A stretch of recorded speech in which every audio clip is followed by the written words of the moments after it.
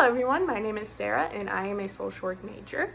My experience with working with families is when I volunteered at the Ephrata Area Social Services. So practically my job was when a family did come in, I would make sure that they were aware of all the services that were provided from the organizations, which was the food bank, the clothing store, and the free transportation.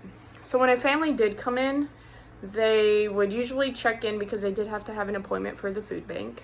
And then after I checked them in, I would give them this card based on what the amount of food that they could get, and that was based on how many people that they did have in their family.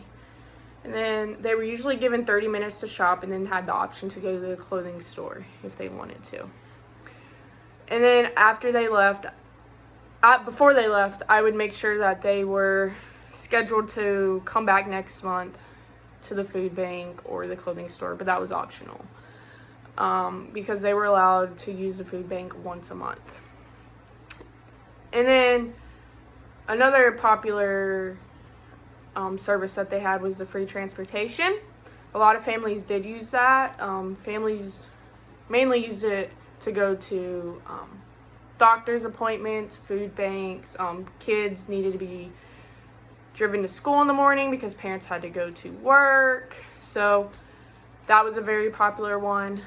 And then the cool thing about this organization is they had emergency food for families. So if a family did come in and they didn't have any, they needed food and they didn't have an appointment for the food bank, they were allowed to go and pick out food on a certain shelf, which I thought was really cool because a lot of families did come in and they needed emergency food.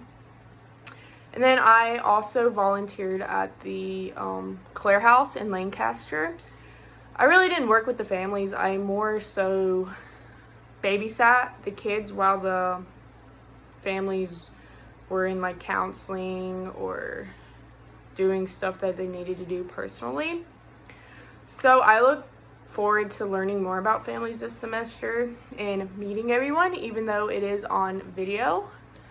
And yeah.